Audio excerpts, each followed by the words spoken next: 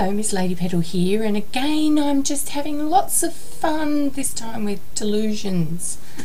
This time I'm using a foam applicator, one of the range of foam applicators, just to see how these things blend. And I actually was looking for some gradation in a kind of a outback colour scheme for Australia, because I really think that often we have this baked earth look going on in Australia, although I don't live in the outback at all. I live in suburbia, but my grass gets yellow all the same.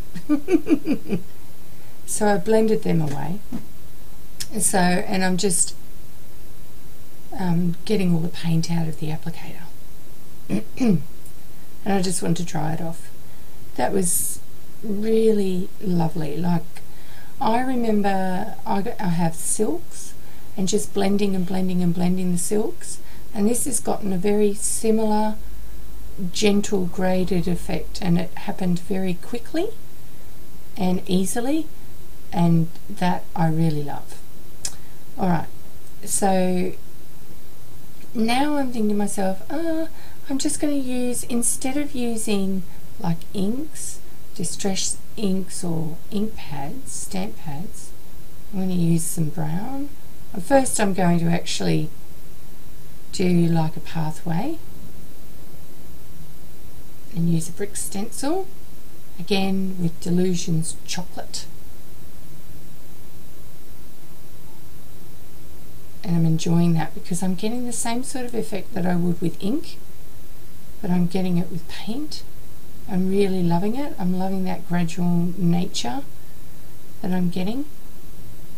I'm going to have to cut those circles out or punch them out with a circle punch.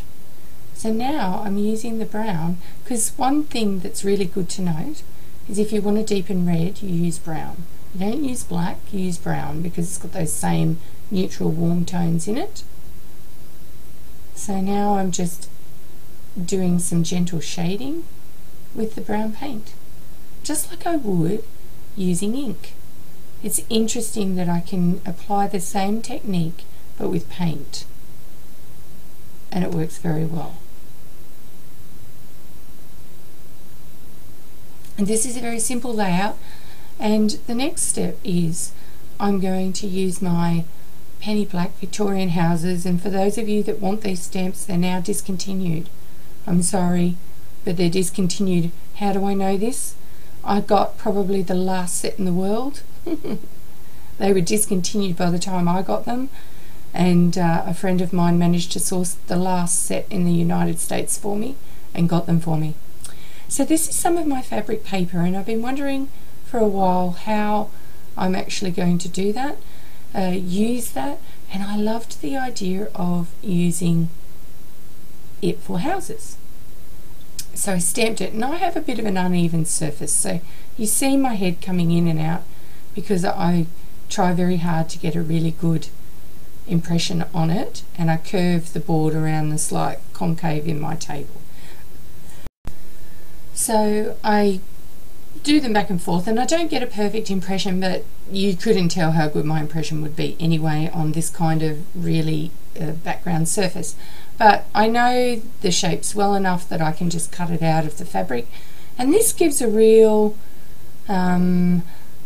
layered look to the page. It's a really simple page. I just had a yen to do a row of houses against some really deep ochre colours and get that done in a really simple way, because often I think we have an impression of a place, and although this is not necessarily reality because you don't have a row of Victorian houses in the outback, we do have farmhouses in the red earth in the outback, and these were the only house stamps I had, so I used what I had.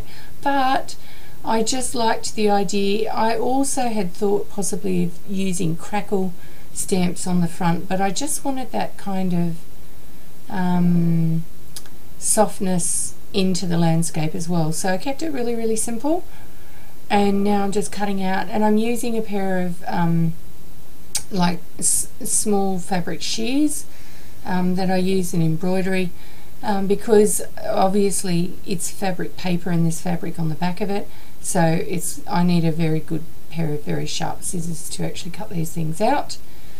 And I'm going to put the link to my fabric paper Technique Friday tutorial if you really like fabric paper and my ideas here.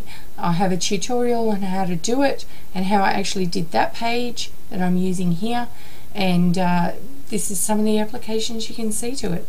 This is the sort of thing that you can actually sew to a bag or sew to something, yeah. And I'm seriously thinking of some other applications that I can use it for apart from just in my art journaling. It would look really good on a canvas as well. You'd have to think about how you used it, but very durable, and you can use it to cover books because it's cloth underneath, so very good, hard wearing, durable. Okay, so at the moment I'm just using a food ball pen to actually go over some of the details that have been left out by the stamps so that they just get highlighted a little bit more and are a little bit more uniform in all the textured background that is there. And I'm not doing it in a really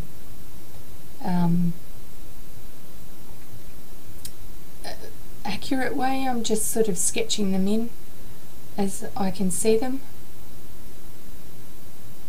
and just highlights it a little bit. Look really cute, don't they? I love those stamps. They're one of my favourite sets of stamps. I've used them in many, many letter journals and I love them. Okay, so I was just thinking about where I'm going to put them on the page, and they're just perfect for that width of that journal.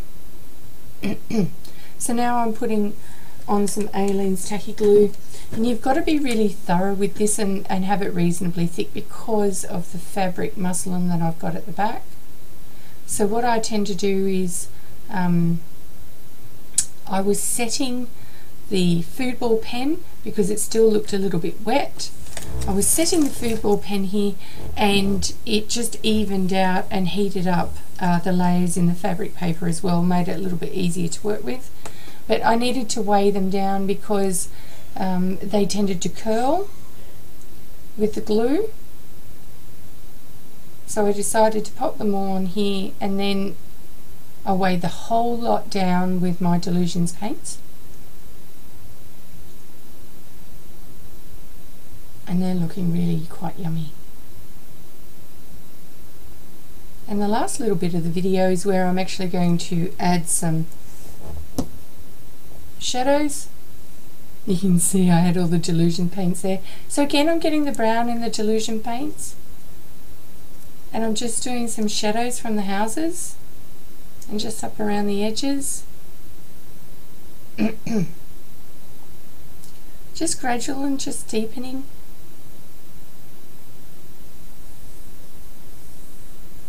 And now I decided that I would just get a pip marker, and even though I've not got matte medium on there, this surface was perfect for just sketching and rubbing. And I've put the detail in on the bricks as well.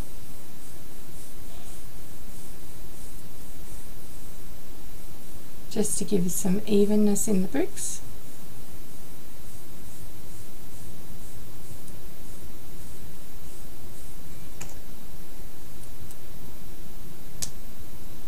And now I decided that I was just going to sketch in around the edges, do something very similar. It was just it was quite a bit darker and just quicker than doing it with the paint. I would have had to do a few more layers with the Delusions paint to get that same effect.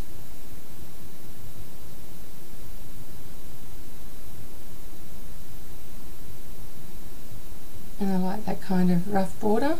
And so you've got illumination between the houses because the sun's coming from behind the houses. So now I'm just putting a little bit of shadow in between the houses, and I'm going to sketch a rough little fence based on the fences in front of the walls in front of the houses, just in as a sketchy detail, because I love it. Doesn't it look cute? And now I'm just going to write in my little saying, which I just love. A lot of these are coming to me at the moment. And this is very much what summer is like in Australia when it's hot. So enjoy. And this is my last offering for Love Summer Art. Learn something new today. It keeps you young.